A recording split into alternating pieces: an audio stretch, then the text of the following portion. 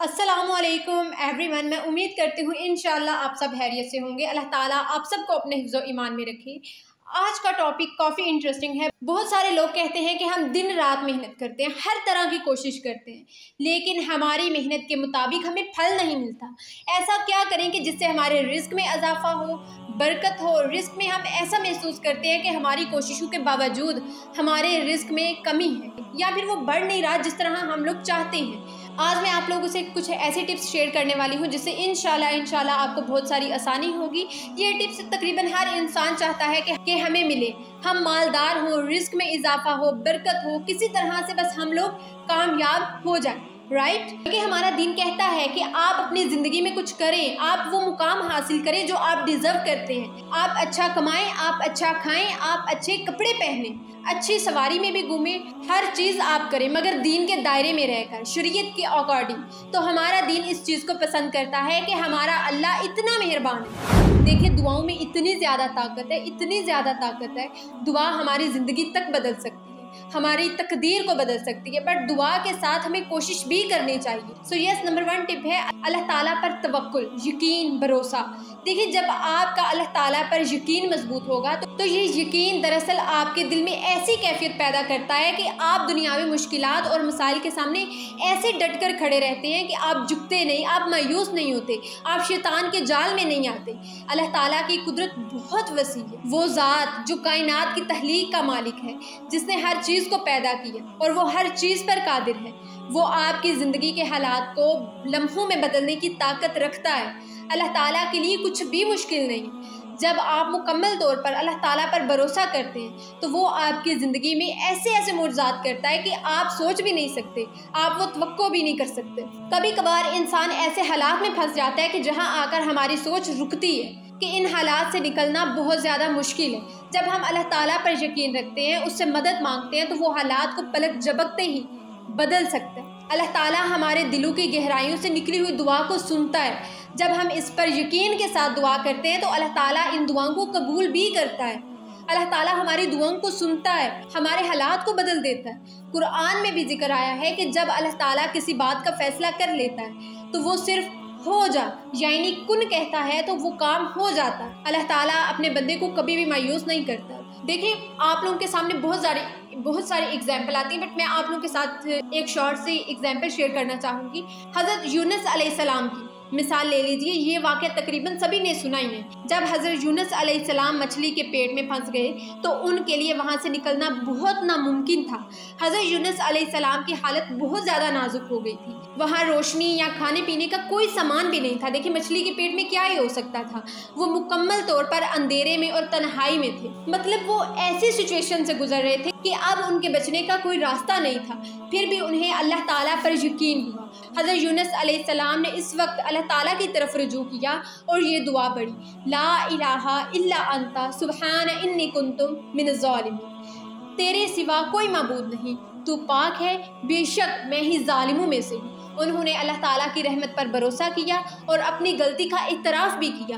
तो अल्लाह ताला ने हज़रत यूनुस अलैहिस्सलाम की सच्ची तौबा और दुआ कबूल की। तो अल्लाह ताला के हुक्म से मछली ने उन्हें साहिल पर उगल दिया और वो जिंदा सलामत यानी कि बिल्कुल वो ठीक हो गए। अल्लाह ताला की कुदरत और रहमत हर चीज़ पर हावी है। जब बंदा दिल से दुआ करता है तो अल्लाह ताला उसके सेकंड में हालात बदलने की ताकत रखता है। अल्लाह ताला की कुदरत की कोई हद नहीं है, वो किसी भी चीज़ को आसानी में बदल सकता है। जब भी हम किसी भी मुश्किल या बड़ी आजमाइश में हों तो हमें अल्लाह ताला की तरफ रुजू करना चाहिए, इस पर तवक्कुल करना चाहिए और सच्चे दिल से अल्लाह ताला से तौबा इस्तग़फ़ार भी करनी चाहिए। सच्चे दिल से जब आप अल्लाह ताला से दुआ करेंगे, एक आंसू गिराकर, एक आंसू और एक आपका सजदा आपकी सारी दुआएं कबूल करवा सकते हैं। आजमाइशों में सब्र का दामन थामना और अल्लाह पर यकीन रखना बंदे को कामयाबी की तरफ लेकर जाता है। अगर आप कामयाब होना चाहते हैं दुनिया और आखिरत में तो सब्र करें और अल्लाह ताला का शुक्र अदा करें। रिस्क में बरकत के लिए शुक्रगुजारी करो। जो इंसान अल्लाह ताला की नेमतों का शुक्र अदा करता है तो अल्लाह ताला मज़ीद उनकी नेमतों में इजाफा कर देता है। अल्लाह ताला कुरान में फरमाता है, अगर तुम मेरा शुक्र अदा करोगे तो मैं तुम्हें और ज़्यादा दूंगा दिल खोलकर अल्लाह ताला की राह में माल खर्च करना, यानी अपने माल से दूसरों की मदद करना। अल्लाह ताला के दिए हुए रिज़्क़ को सिर्फ अपने लिए महदूद ना रखें बल्कि आसपास तकसीम करें। दूर दूर तक देखें कि आपके आसपास कोई मुस्तहिक तो नहीं है, कोई हकदार तो नहीं है। लोगों की ज़रूरियात का ख्याल रखना, भूखों को खाना खिलाना, मुहताजों की मदद करना और नेकी के कामों में हिस्सा डालना सिर्फ और सिर्फ अल्लाह ताला की रज़ा के लिए। जितना भी हो सके अल्लाह ताला की राह में खर्च करो, वो माल की सूरत में हो, वक्त की सूरत में हो या किसी और नेक अमल की सूरत में हो। सदका देने का मकसद अल्लाह ताला की रज़ा हासिल करना और ना कि लोगों पे एहसान। सदका देने से देखें माल कम नहीं होता, ये इंसान को महसूस तो हो रहा होता है कि मेरे पास ये चीज़ मौजूद थी, अब इसमें से मैंने थोड़ी सी उसे दे दी तो ये मुझे कम लग रही है। देखिए वक्ती तौर पर तो इंसान को ये चीज़ें कम लगने लगती हैं, लेकिन जैसे जैसे टाइम गुजरता है तो अल्लाह ताला उसके रिस्क में इजाफा करता है, उसे बेशुमार नेमतें अता कर देता है, दुनिया में भी और आखिरत में भी। अगर वो दुनिया में नहीं देता तो अल्लाह ताला उसका अजर आखिरत में ज़रूर देता है। अल्लाह ताला अपने बंदे की एफर्ट्स को ज़ाया नहीं जाने देता।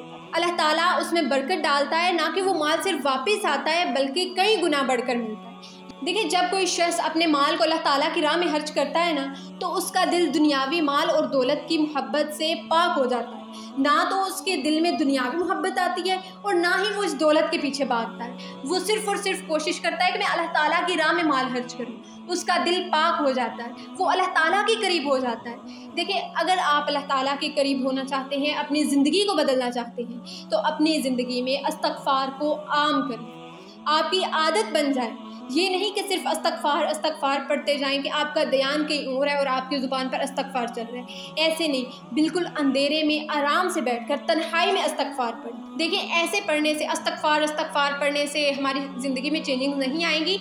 अकेले बैठकर कमरे में तन्हाई में बैठकर अल्लाह ताला से बातें करें, इस्तग़फ़ार करें, अपने गुनाहों की माफ़ी मांगें। इस्तग़फ़ार को अपनी ज़िंदगी में इस कदर बढ़ा लें कि कहीं भी आप बैठें, चाहे आप सफ़र में हों या आप घर के काम कर रही हों, कुछ भी कर रही हों, तो मुसलसल आप इस्तग़फ़ार पढ़ती रहें। सोच भी नहीं आप सकते कि आपको इसके कितने फ़ायदे होंगे। आपके रिज़्क़ में इजाफा होता है, बरकत आती है, क्योंकि बरकत होना बहुत ज़रूरी है। अगर बरकत नहीं होगी तो चाहे कितना ही पैसा क्यों ना हो, वो कहाँ आएगा कहाँ चला जाएगा, मतलब कि वो इंसान के लिए काफ़ी ही नहीं होगा। इसलिए बरकत के लिए अल्लाह ताला की इबादत करें, अल्लाह ताला का शुक्र अदा करें, दुरूद पाक पढ़ें, तौबा इस्तग़फ़ार करें। जितनी भी बड़ी परेशानी होगी, इस्तग़फ़ार आपकी ज़िंदगी में बहुत सारी आसानियाँ पैदा करेगी। जब हमारी ज़िंदगी में बहुत सारे गुनाह होते हैं तो इंसान का दिल जो है वो स्याह हो जाता है, यानी कि दिल में एक छोटा सा डॉट लग जाता है। और जब वो डॉट लग जाता है तो इंसान जब मज़ीद गुनाह करता है तो उसके गुनाहों में इजाफा होता है, साथ ही उसके दिल में वो काला स्याह यानी कि वो इंक, वो डार्ट फैलता जाता है और एक दिन आकर इंसान का पूरा दिल काला हो जाता है, यानी कि उसे जंग लग जाता है, वो इस दुनिया की मोहब्बत में पड़ जाता है, अल्लाह ताला की इबादत से महरूम हो जाता है। इस दिल से स्याह डार्ट को मिटाने के लिए हमें ज़्यादा से ज़्यादा हर दिन हर वक्त इस्तग़फ़ार करना चाहिए, ताकि हमारे दिल साफ़ हो सके और हमें सुकून मिल सके और हमारी ज़िंदगी में एक खूबसूरती पैदा हो। और ये कि ज़्यादा से ज़्यादा दुरूद पाक पढ़ें, दुरूद पाक पढ़ने से आपकी ज़िंदगी में बरकत होगी। इंशाल्लाह ये सब करने से आपकी ज़िंदगी में बहुत सारी चेंजिंग्स आएंगी। So that's it video. I hope आपको ये वीडियो पसंद आई होगी। So please subscribe my YouTube channel and follow me on Instagram. इंशाल्लाह मिलते हैं नेक्स्ट वीडियो में, तब तक के लिए अल्लाह हाफ़िज़।